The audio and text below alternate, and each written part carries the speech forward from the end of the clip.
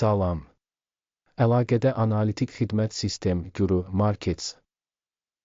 Korporasiyanın xülasəsi ilə başlayaq. Lazım gələrsə videonu dayandıra bilərsiniz. Şirkətin hər bir parametrinə daha diqqətlə baxmağı təklif edirik. İndi şirkətin əsas göstəricilərinə baxacağıq. Taysa Gene Therapies Inc. Ticker, TSHA. Bu icmal 28 Mart 2025-ci il tarixinə olan məlumatlardan istifadə etməklə yaradılmışdır. Təsnifatına görə Guru Markets Korporasiya Taysa Gene Therapies alt kateqoriyaya aiddir. Neuro qiymətləndirmədə 67 şirkət iştirak edir ki, bu da çox təmsil edicidir. Videonun sonuna doğru verilən qərarlara baxın. Sözü gedən şirkət üçün ümumi nəticə 10 baldan -7,5. Alt kateqoriya üzrə orta bal 1,5 baldır. Geniş baxsanız, ümumilikdə bütün bazar daxilində. Bütövlükdə ABŞ fond bazarı üçün orta hesabın 1,9 bal olduğunu görə bilərsiniz. Dan -7,5 bala qarşı Taysa Gene Therapies Inc. Şirkətin səhmlərinin qiymət hərəkətinin müqayisəsi Taysa Gene Therapies və alt kateqoriyalı paylaşımlar. 12 ay ərzində şirkətin səhmlərinin olduğunu görə bilərik. Taysa Gene Therapies Inc. -38,9% dinamika göstərib. Alt kateqoriyadakı qiymət dəyişikliklərinə qarşı 10,6%. Bu, heç nəyi açıq şəkildə göstərmir, lakin bu faktı nəzərə almaq lazımdır. Şirkətin bazar kapitallaşması Taysa Gene Therapies $0,38 milyard. Və alt kateqoriyanın bazar kapitallaşması $78 milyard. Taysa Gene Therapies 0,493% paya malikdir və alt kateqoriyada çox kiçik şirkətlərdən biridir. Şirkətin balans kapitallaşması $0,6 milyard. 31 milyard dollarlıq alt kateqoriyanın balans kapitallaşması ilə. Taysa Gene Therapies %0,2 pay təşkil edir. Bazar və balans dəyərinin paylarını müqayisə etdikdə aşağıdakıları görürük. Paylaş Taysa Gene Therapies alt kateqoriyada bazar kapitallaşması qiymətləndirilərkən 0,493% təşkil edir. Balans dəyəri 0,2% təşkil edir. Bu da bazar dəyərinin payından 59% azdır. Təşkilatın bazar payının və alt kateqoriyanın balans kapitallaşmasının qiymətləndirilməsi, pis, -1 bal. Tədqiq olunan şirkətin $0,54 milyard maliyyə öhdəlikləri var. Borcun balans dəyərinə nisbəti kapitalın 90%-ni təşkil edir. Şirkətin maliyyə öhdəlikləri üzrə nəticə, dözümlü, 0 bal. Şirkətin birja dəyərinin mənfəətinə nisbəti 0-dır. Alt kateqoriyada orta 0. Alt kateqoriyadakı şirkətlərlə müqayisədə bazar dəyərinin mənfəətinə qiymətləndirilməsi, çox pis, -2 bal. Son 12 ayda mənfəət -$89 milyon olub. Növbəti 12 ay üçün gələcək mənfəət məlum deyil. Və bu, şirkətin qiyməti üçün son dərəcə mənfidir. Alt kateqoriyadakı şirkətlərlə müqayisədə proqnozlaşdırılan gələcək mənfəət göstəricilərinin qiymətləndirilməsi, pis, -1 bal.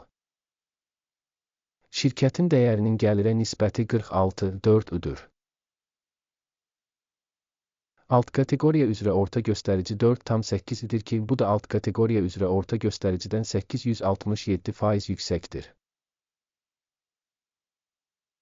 Alt kateqoriyadakı göstəricilərlə müqayisədə şirkətin bazar dəyərinin onun gəlirinə qiymətləndirilməsi, pis, -1 bal. Son 12 ayda gəlir $10 milyon olub. Gələcək 12 ay üçün proqnozlaşdırılan gəlir məlum deyil. Bu şirkət üçün çox mənfidir. Alt kateqoriyadakı göstəricilərlə müqayisədə proqnozlaşdırılan gələcək satış göstəricisinin reytingi, pis, -1 bal. Satış marjası mənfi 1068,2%, alt kateqoriya üzrə orta göstərici mənfi 14,5%dir. Alt kateqoriya üzrə orta göstərici ilə şirkətin göstəriciləri arasında fərq 1053,7% təşkil edir. Alt kateqoriyadakı şirkətlərin göstəriciləri ilə müqayisədə gəlirliliyin qiymətləndirilməsi dözümlü mənfi 0,5 bal. Alt kateqoriyada işçilərin sayına görə şirkətin payı 0,426% təşkil edir. Bu, bazar kapitallaşmasının payından 16% azdır.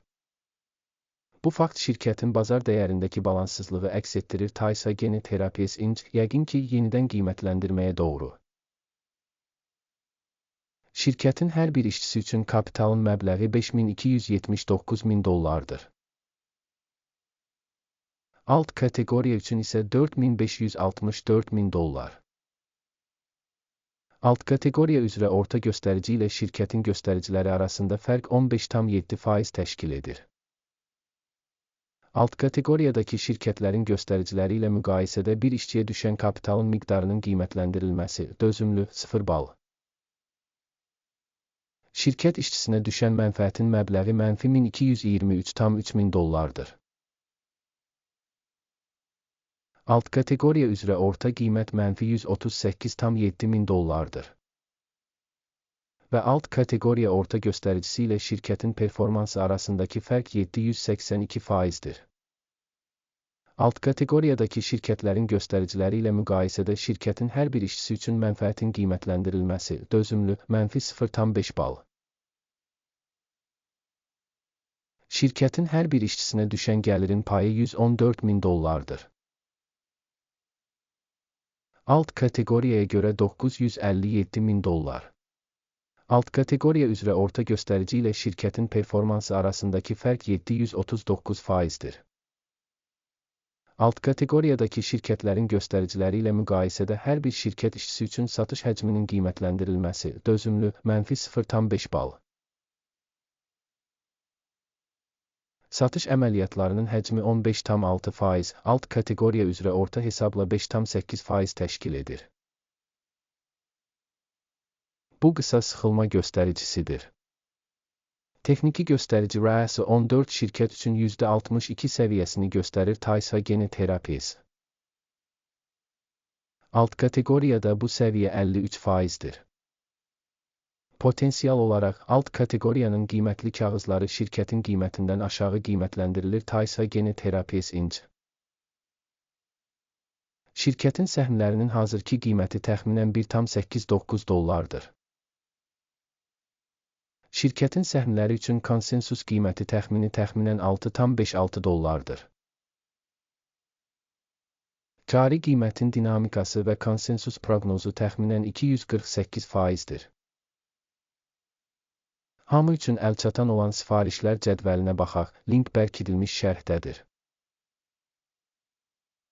Sifariş cədvəli bu mövsüm məlumat və arayış qiymətləndirmə sistemi tərəfindən açıq şəkildə qəbul edilən bütün qərarları ehtiva edir. Guru Markets. Sifariş cədvəlinə giriş tamamilə pulsuz və pulsuzdur. Link bağlanmış şərhdə. Şirkətin səhmlərinin qiymətləndirilməsi əsasında Taysa Gene Therapies Inc. Yardım sistemi Guru Markets qərar qəbul edilib. 1,88 qiymətində eniş üçün ticarət açın. Sövdələşmə şirkətin kifayət qədər aşağı qiymətə malik olduğu üçün açılıb. Şirkətin qiymətləndirilməsi qiymətləndirmə meyarlarından, AKİM-in indeksindən istifadə etməklə aparılmışdır.